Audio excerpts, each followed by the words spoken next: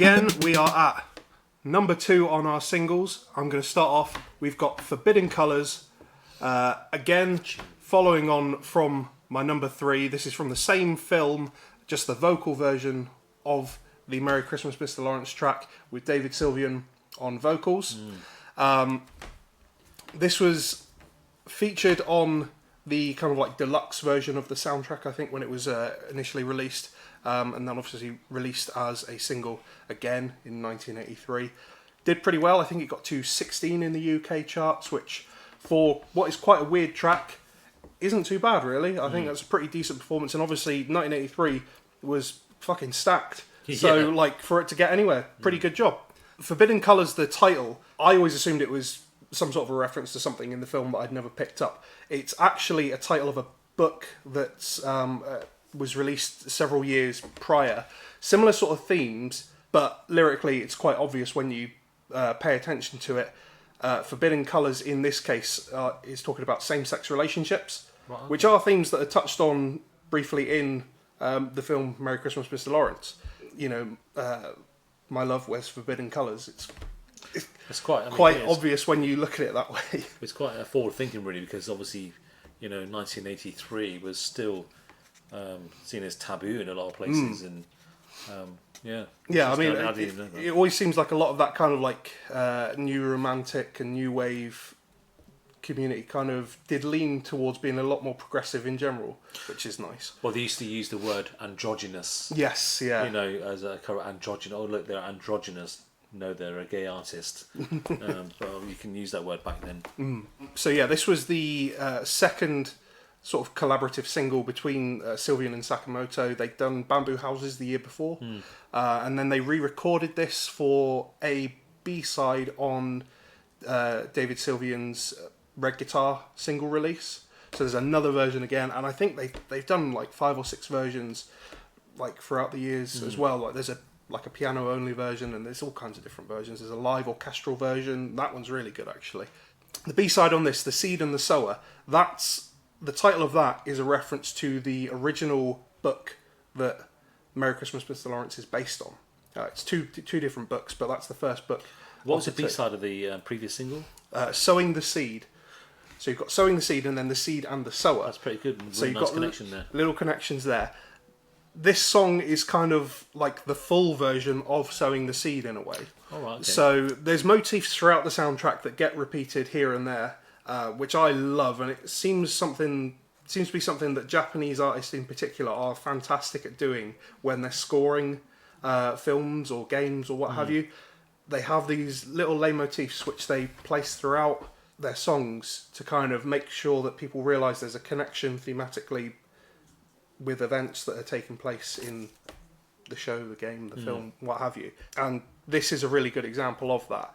So the song itself starts off with this massively chaotic, like, it's like synthesized percussion, lots of kind of like xylophone or marimba kind of hits, like boom, boom, boom, boom, boom, boom, boom. It goes on for like almost like 2 minutes, just like that. And then all of a sudden it just goes like, and flips a switch, and it changes into this really kind of ambiguous, slightly unnerving. It's just a synth line with like 4 notes and some orchestral chords underneath, just string chords, like like that. And that again goes on for about 2 minutes, and it builds and builds and builds, and you kind of like every like 8 bars or so, it kind of adds another layer on the string, so you get like another note coming in, and then in hits the Sowing the Seed main sort of theme. That then becomes the third part of the track. So you kind of build all the way up to that beautiful part of the track, and then once that bit's over, it comes back down into kind of a weird plinky kind of orchestral-y bit. It's kind of just like a palate cleanser to end the song with, and it just sort of slows down and down and down and kind of ends in something quite similar to Ghost by Japan, actually. A little bit more melodic, but the very end of it just kind of has that sort of synthesized, percussive, synthy sound kind of just plucking away for the last couple of bars. I think the song, even though it's not the main theme of the film by name, the song itself kind of sums up what the film, I think, tries to sort of push in terms of a message, like the morality of war and the people who take part in it. I don't want to spoil the ending of it, but if you've seen the ending of it, you'll kind of know what message it's trying to give. And I've not seen that film for such a long time. I really want to go and watch it again. Fantastic film. Yeah. So again, if you haven't seen it, you know, even without the music, just watch the film. It's really good. The sort of stages of the song kind of sum up that kind of contrast of human nature in terms of war, but also like human spirit fighting back at war in a way, and people's like ability to carry on through strife and stuff like that. There's a video on YouTube which I think someone just made, but it is quite fantastic. If you type in The Seed and the Sower, you'll find it.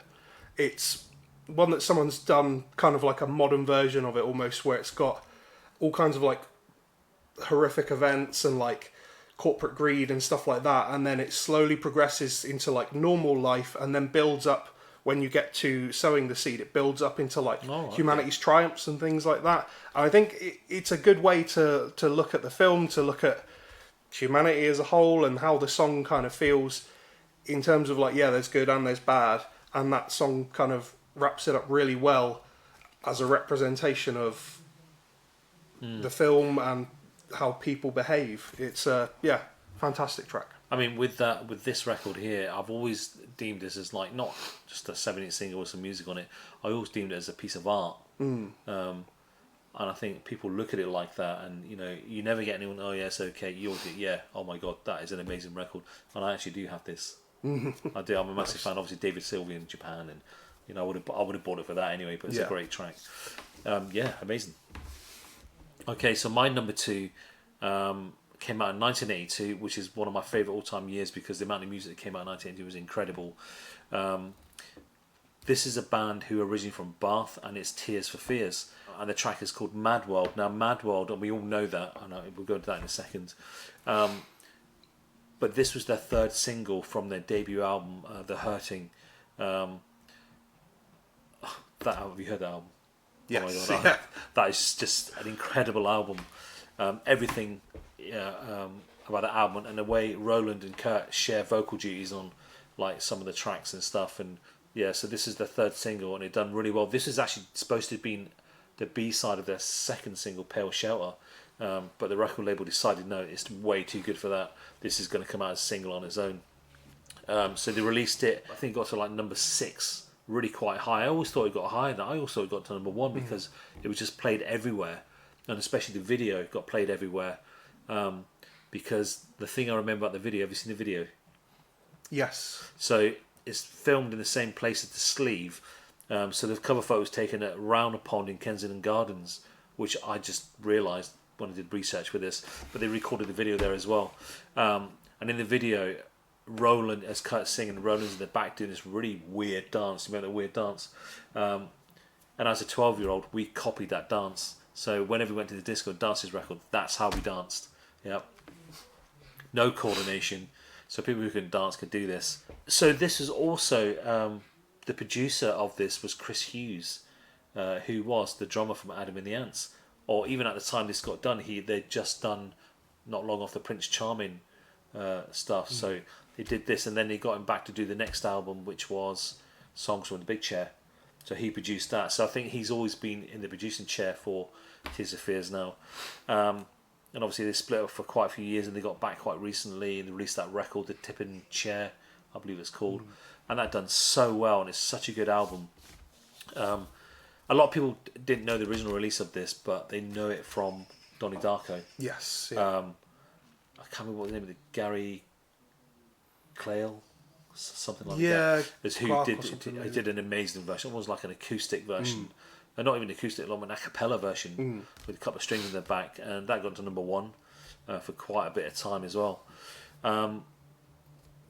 Everything about this is so electronic, and like I can't believe the age of these guys when they did this. It's like, wow, you come up with lyrics like this.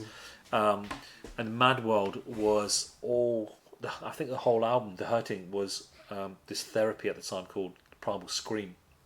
So lyrically, things like Watch Me Bleed from the album is all like this, and this Mad World is all about primal scream. And it's also got my all-time favourite lyric, "The dreams in which we're dying are the best I've ever had." I mean, what a lyric. It always makes my hairs, whenever I hear that, it makes a hair stand up. But yeah, it's just a great record, and it nearly did make my number one. But this is a record that I can listen to again and again and again and again. And it's quite a complicated record, because we tried to do a cover of this quite a few years ago, and that beat intro is completely wrong, like rhythmically, but it works on this record. But when you're trying to program that beat, it just totally goes against everything you know about drum programming, and I can't even explain it. It has no time signature, but if you listen to it, it's quite a bizarre little loop. But yeah, so that's my number 2, and that's Tears for Fears, Mad World.